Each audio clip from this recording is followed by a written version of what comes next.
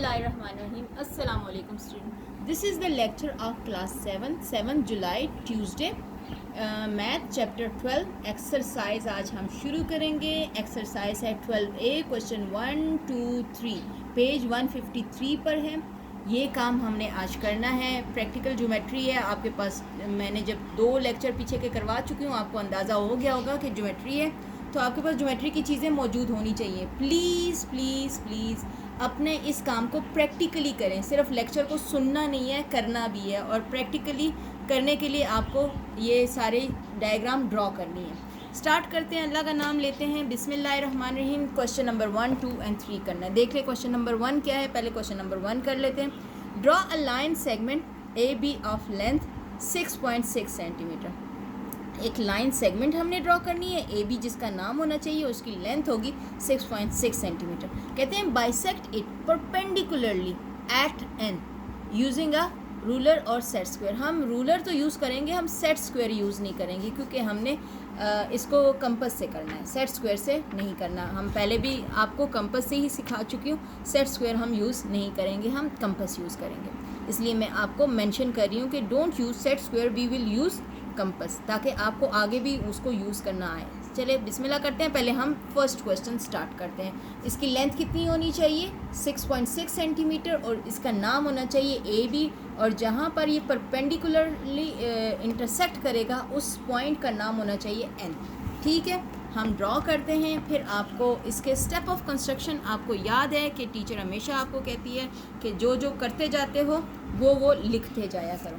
ठीक है, सबसे पहले हमने क्या किया, आपको लग रहा होगा कि बोर्ड आपका उल्टा सीधा हो रहा है, लेकिन आप ज़रा ध्यान से करें। ठीक, हमने रखा इसको 6.6, 6.5 तो ये आ रहा है। ठीक है, और इसका 1 mm यहाँ पर, तो ये 6.6 हो गया।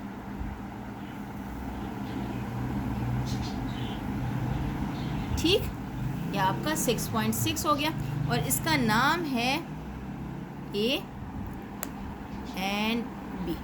ठीक है, यहाँ पे कहीं एन है, मालूम नहीं है कि कहाँ पर है, लेकिन एन है। आपको हमेशा मैंने बताया है कि कंपस को मोर देन हाफ ऑफ लेंथ खोलें। अब क्या अंदाज़ा हो रहा है इसका हाफ कहाँ होगा? इसका हाफ लग रहा है ना कि यहाँ कहीं आ रहा है, इस पॉइंट पे हाफ आ रहा है, यहाँ कहीं।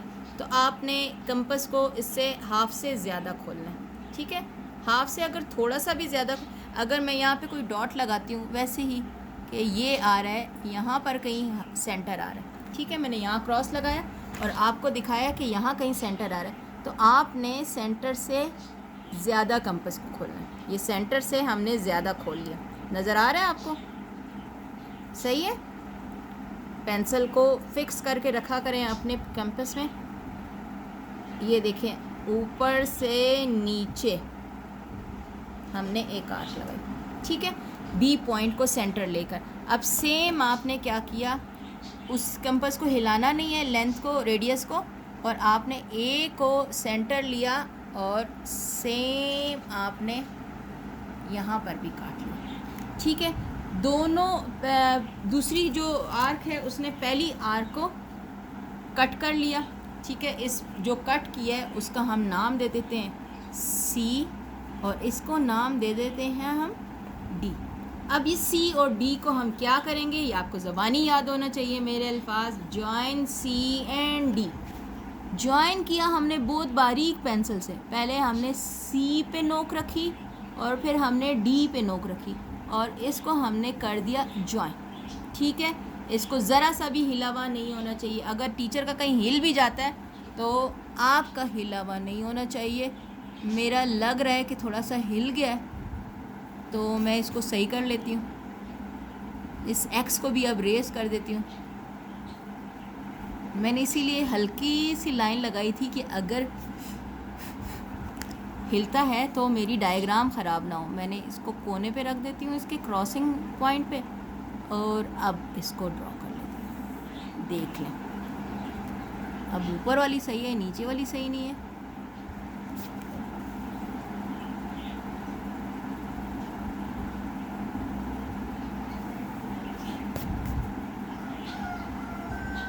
ठीक, ये हमारा हो गया।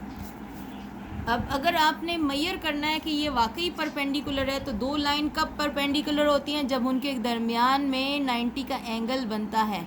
तो हमारे लाइंस के बीच में 90 का एंगल बन रहा है, देख लो। तो these lines are perpendicular. C D is perpendicular to A B, या आप कर लो कि ए बी जो लाइन है वो परपेंडिकुलर है सी डी के, या इसको सी डी का नाम दे दो, या यहाँ पर अगर आपने कोई नाम देना है इसको तो नाम दे दो, मैंने सी डी का नाम दे दिया, ठीक है। ये हमारे पास ड्रॉ हो गई। स्टेप ऑफ कंस्ट्रक्शन मैं आपको दिखा देती हूँ, ये देख लें, ये हमारे पास ड्रॉ हो गई। Draw a line segment of 6 centimetre, take A as a centre and draw an arc of radius more than half of A B, ठीक है। Now take B as a center and draw another arc of the same radius. Arc B and R A. ये देख लें, इसमें मुझे ये सही नहीं लगी स्टेप ऑफ कंस्ट्रक्शन, तो मैंने थोड़ी चेंजेस ले आई हैं। देखें, यहाँ तक हमने कर लिया। Now take B as a centre and draw another arc of the same radius. अब क्या था? फोर्थ पॉइंट था second arc, cut first arc at point C and D, यानी सेकंड आर्क ने फर्स्ट आर्क को सी और D पे cut कर लिया। अब फिफ्थ पॉइंट है joining C and D, C और डी को हमने ज्वाइन कर लिया था। देख लें, सी और डी को हमने ज्वाइन किया। अब क्या है? सी डी कट कर रहा है, सी डी ने कट किया है ए बी को एट पॉइंट एन, सही। C D cut A B at point N, C D is perpendicular to A B. ये हमारे पास पूरा क्वेश्चन था, ठीक है। ये देख लें, आपको स्टेप ऑफ कंस्ट्रक्शन आपको खुद भी आते हैं, मुझे पता है आपको ये सारे आते हैं, गर्ल्स को, बॉयज़ को, ये सबको आते हैं। और मुझे पता है मेरी 7th क्लास ज्योमेट्री उसको बड़ी पसंद भी है, जिनको पसंद है उनको पसंद है। ये देख लें, ठीक है। This was your first question. Now come to the second question. Second question क्या कह रहा है?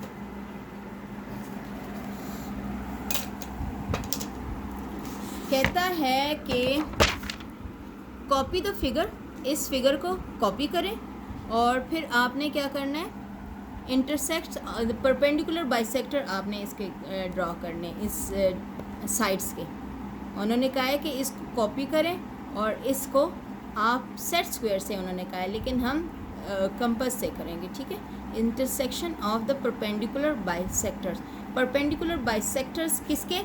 A B, B C and C A के। ये जो साइड्स हैं ना, इनके आपने परपेंडिकुलर बाइसेक्टर ड्रॉ करने हैं। और ये जो एक एक लाइन लगी हुई है, इसका मतलब है कि ये सारी साइड सेम है।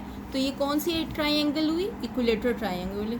तो इक्विलेटरल ट्राइंगल तो पहले आप अपने कॉपी पे ड्रॉ करेंगे, फिर उनकी साइड्स के बाइसेक्टर्स आपने ड्रॉ करने। ये दो काम आपने करने, पहले इक्विलेटरल ट्राइंगल ड्रॉ करेंगे, फिर साइड्स के बाइसेक्टर्स हमने ड्रॉ करने। स्टार्ट करते हैं, काम लंबा है थोड़ा सा, देख लें आप।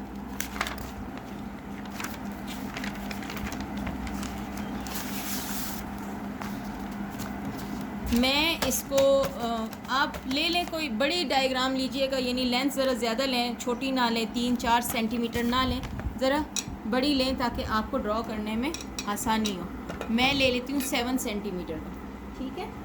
7 सेंटीमीटर की फ़िगर ले लेती हूँ और फिर देखते हैं उस 7 सेंटीमीटर को हम कट कर लेते हैं। मैं डायग्राम बनाती हूँ, आपको डायग्राम बनाना भी बताती हूँ कि कैसे बनाते हैं। एक इक्विलेटर ट्रायंगल ली, बेस हमने स्केल से ड्रॉ की,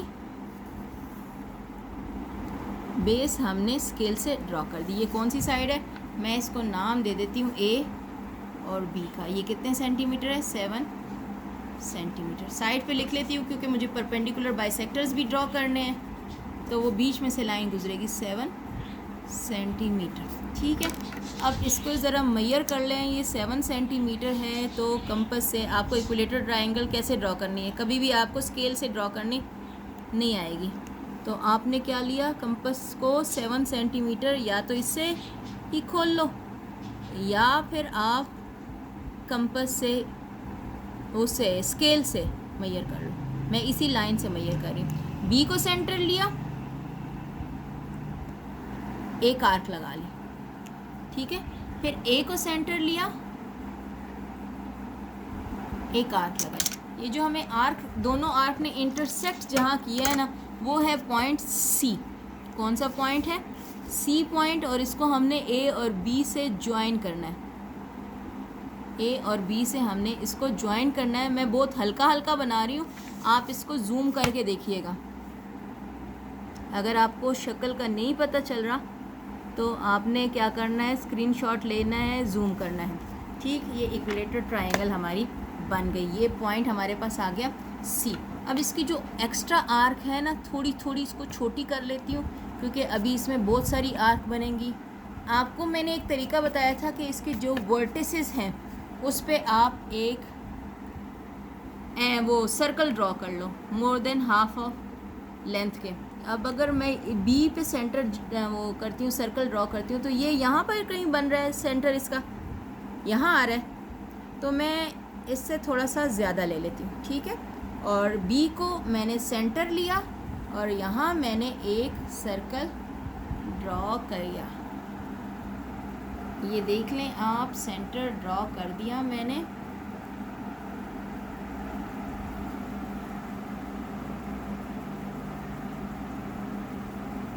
ठीक है, अब ए को सेंटर लिया और सेम, मतलब कंपास को आपने हिलाना जुलाना नहीं है। हिल भी जाता है तो कोशिश करें उसको एडजस्ट करें।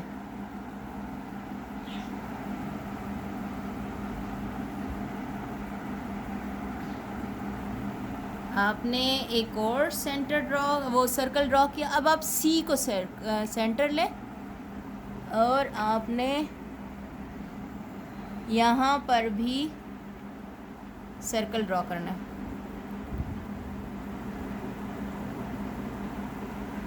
और ये सारे सर्कल एक ही सेंटर होना चाहिए इनका, परपेंडिकुलर बाइसेक्टर होंगे तो एक ही पॉइंट पे इंटरसेक्ट करने चाहिए। ठीक है, अगर मैं आपको इसको अलग अलग दिखाऊं, देखो तो ये जो यहाँ से गुजर रहा है ना, तो ए वर्टेक्स से गुजरना चाहिए। जो ये है हमारे पास, ये सी से गुजरना चाहिए। जो यहाँ है इसको बी से गुजरना चाहिए। इनको नाम भी देना, ए बी सी डी तो आ गया। तो इन दो ए बी का क्या हो जाएगा हमारे पास, क्या कहूँ मैं, ए बी सी, ये आ गया डी, ये आ गया ई, ये आ गया एफ, ये आ गया जी, ये आ गया एच और ये आ गया आई। ठीक है, इनको हमने ज्वाइन करना है। जिस तरह हमने पिछले क्वेश्चन में एक लाइन को ज्वाइन किया था ना, इसमें हमने सबको करना है। बहुत हल्के हल्के और बारीक आपकी पेंसिल होनी चाहिए, बहुत ध्यान से देख लें। बोर्ड पे मैं आपको कई बार करवा चुकी हूँ। इसके वर्टेक्स पे से गुजरना चाहिए।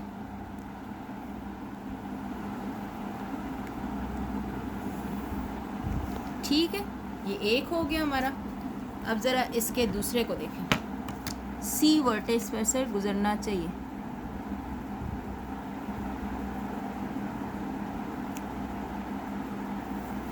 ठीक है, अब इसका बी वर्टेक्स की आ गई बारी। अब ये बहुत ध्यान करना है क्योंकि सेंटर से ही इसको गुजरना चाहिए, वरना हमारी सारी डायग्राम ख़राब हो जाएगी।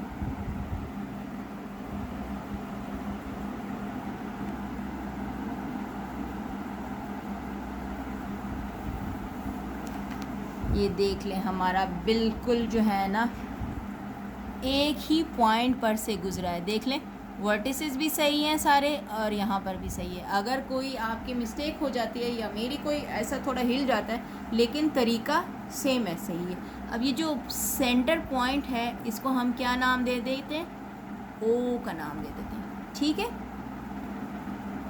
अब इसकी स्टेप ऑफ कंस्ट्रक्शन देख लें कि क्या कहता है। हमने क्या किया, draw an equilateral triangle of 7 centimetre side with the compass and ruler. ठीक है, take B as a centre and draw circle of radius more than half of 7 centimetre. Take C as a centre and draw the circle of same radius. Again take A as a centre and draw a circle. Every circle cut each other the second circle at the point DEFGHI, ठीक है। नौ join DF, ये सारे हमने point join किए थे उनको join किया।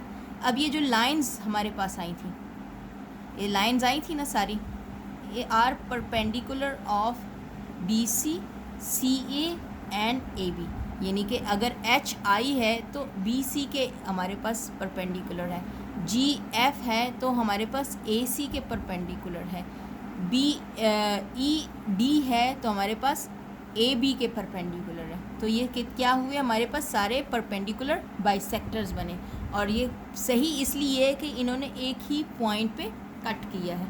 ये आपके पास स्टेप ऑफ कंस्ट्रक्शन है। अगर नाम जो मैंने अभी आपको करके बताया है उसमें और इसमें नाम का फ़र्क हो तो नाम आप चेंज कर सकते हो। यानी अगर ABCD, इन्होंने BC को नीचे रखा है, मैंने AB को नीचे रखा है, कोई फ़र्क नहीं पड़ता, लेकिन तरीका सारा यही है। अब नाम आप खुद आपस में चेंज कर सकते हो क्योंकि बुक में कोई रिस्ट्रिक्शन नहीं लिखी हुई कि यही नाम होने चाहिए, ठीक है। It was your second question. Now come to third question. Third question क्या कह रहा है वो देख लेते हैं। ये आपने बहुत अच्छे से करना है, ठीक है बेटा। ये देखें थर्ड क्वेश्चन। थर्ड क्वेश्चन बहुत आसान लग रहा है, दिखने में तो बहुत आसान है। कहते हैं in the given figure AB is parallel to CD and PQ is a transversal. AB और BC पैरेलल है एंड PQ कोई ट्रांसवर्सल है, cutting them at the 2 points X, at the 2 points वो कट कर रहे हैं। कहते हैं फाइंड X एंड Y, ठीक है। X और Y को हमने फाइंड करना है, चल के देखते हैं कि कैसे फाइंड होते हैं। हमारे पास ये ड्रॉ करके देख लेते हैं, वैसे है बड़ा आसान सा। क्वेश्चन नंबर 3 है, ये है और हमने ये पैरेलल लाइंस हैं, ये कोई ट्रांसवर्सल है, ठीक है। और ये लाइंस हैं, लाइन सेगमेंट्स नहीं हैं, तो इसका मतलब है कोई इनकी लेंथ नहीं है। CD, AB एंड CD और ये है P एंड ये है Q। इन्होंने कट किया यहाँ पर और यहाँ पर इनका नाम नहीं लिखा डायग्राम में। यहाँ है 140 डिग्री और ये है Y और ये हमें मालूम नहीं है, इसका मतलब है ये है X। अब अगर मैं आपको कहूँ कि Y इज़ इक्वल टू 140, क्यों? Corresponding angle Y is equal to 140 degree. क्यों है भाई? कोरस्पॉन्डिंग एंगल है, इसलिए हमने इसके साथ रीज़न भी लिखनी है। ये लिखा, साथ में ब्रैकेट में क्या लिखा?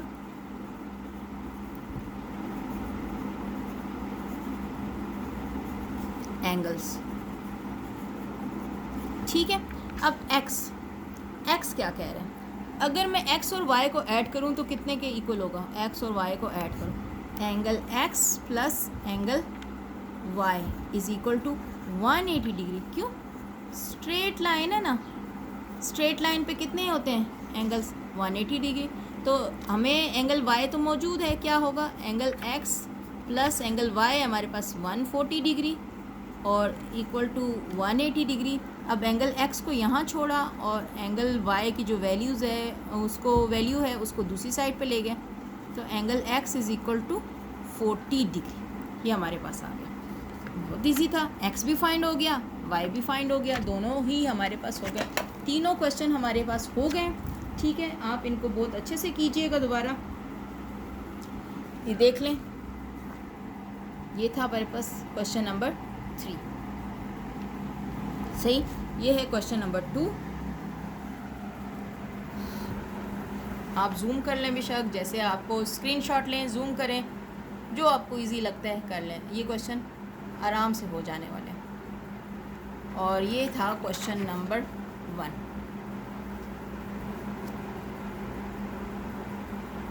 ठीक है, ठीक है। अपना बहुत ख्याल रखें, इस काम को बार बार करें क्योंकि ये करने से ही आपको आएगा, वैसे नहीं आएगा। मैंने भी अभी करके बताया आपको प्रैक्टिकली, तो ये बहुत इम्पॉर्टेंट है। जब तक करेंगे नहीं तब तक ये आएगा नहीं, ठीक। प्रैक्टिकली करें इसको ताकि आपको इसको अच्छे से समझ आ जाए। और अपने अपने घर वालों का बहुत ज़्यादा ख्याल रखें, मुझे दुआओं में ज़रूर याद रखना है। और अगर वीडियो सही लगती है, समझ आती है तो लाइक करो, और अगर कोई कन्फ्यूजन है तो प्लीज़ कमेंट्स में अपने प्रॉब्लम्स को शेयर करो ताकि आपके प्रॉब्लम को सॉल्व किया जाए। आगे जो आपका टेस्ट होगा उसमें बहुत अच्छे से प्रिपरेशन करें, अगले वीक में आपका टेस्ट आ रहा है, तो अच्छे से प्रिपरेशन करें ताकि आपको कोई प्रॉब्लम ना हो। Thank you so much. अल्लाह हाफिज़।